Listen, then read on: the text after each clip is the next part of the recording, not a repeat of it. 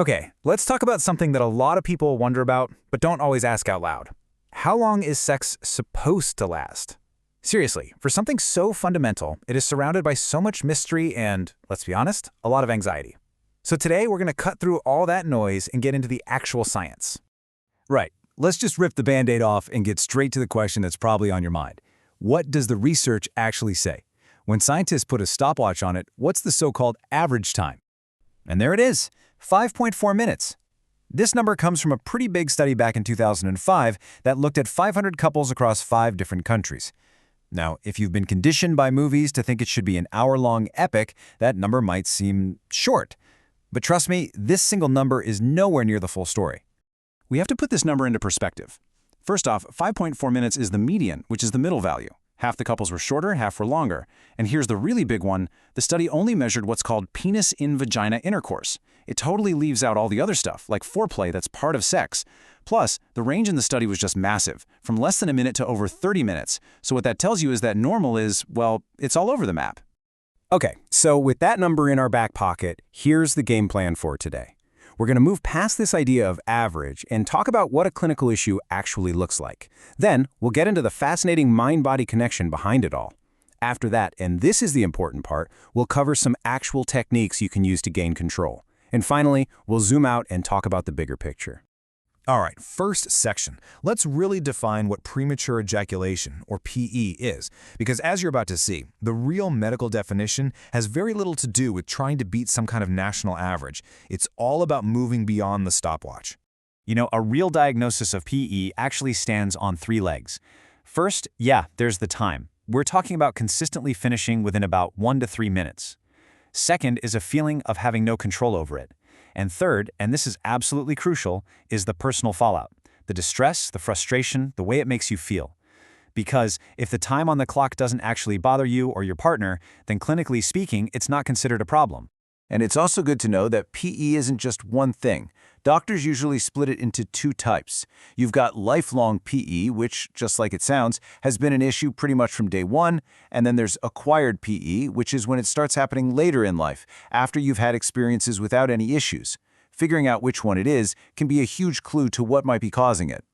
So that leads us right into our next section, the mind-body connection. Why does this happen? Well, it turns out the causes are this really complex, fascinating mix of what's going on in your head and what's going on in your body. It's not one or the other, it's both.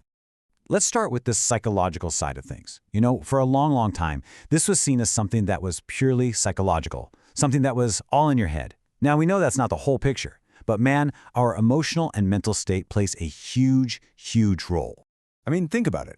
Things like depression or just everyday stress can have a direct physical effect on your body. Problems in a relationship can create tension that shows up in the bedroom. And then you've got the big one, performance anxiety. The simple act of worrying about lasting long enough can, in a cruel twist of irony, make you finish faster.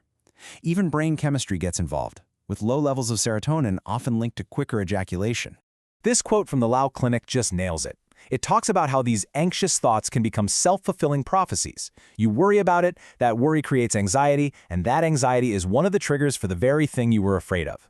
It's this vicious cycle that can feel impossible to get out of. But hold on, because it's not all in your head. There are some very real physical, biological things that can be a factor, especially when we're talking about that acquired PE that shows up later. Yeah, a bunch of physical issues can be at play here. Things like an overactive thyroid, hyperthyroidism, have been linked to it. An infection or inflammation in the prostate can cause it. And here's an interesting one. Sometimes it's connected to erectile dysfunction. The fear of losing an erection can make someone rush, and that rush becomes a hard habit to break. It's like a domino effect. Okay, so we've defined the issue. We've explored the causes. Now, for the good part. Let's talk about what you can actually do. And the great news is, PE is very treatable. We're going to walk through some behavioral techniques that are all about retraining your body's response. First up is probably the most famous one, the start-stop method. Think of this like physical therapy. The whole point is to get really familiar with that feeling right before orgasm, that point of no return, and to learn how to hit the brakes just before you get there. You repeat this a few times, and over time, you're literally reconditioning your body's reflexes. The squeeze method is basically a variation on the same idea, but with a little extra power-up. It works just like start-stop, but right at that moment when you feel the urge, you or your partner gives the head of the penis a firm squeeze. That physical pressure actually helps diminish the urge, giving you an even stronger tool to pause the process. And here's another proactive strategy: strengthening the muscles involved in ejaculation with Kegel exercises. So how do you find them? Easy. Next time you're peeing, try to stop midstream. The muscles you just used, those are the ones. The goal is to build a routine of tightening them for a few seconds, then relaxing. Building up that muscle control can make a huge difference. All right, we have covered a ton of ground, from the science of that 5.4-minute number to the psychology of anxiety and a few hands-on techniques. So let's zoom all the way out and wrap this up with the most important things to remember. So, if you take away just one thing, let it be this. Premature ejaculation is a common, treatable medical condition. It is not a moral failing or something to be ashamed of. Remember, the real definition isn't just about a stopwatch. It's about control and how it makes you feel. The causes are complicated, but the solutions are out there. Starting with these techniques, and most of all, open and honest communication. And that really brings us to the final and maybe most important question. So much of the stress around this subject is tied to this idea of a sexual performance, like it's something you can pass or fail. But maybe the goal shouldn't just be about lasting longer.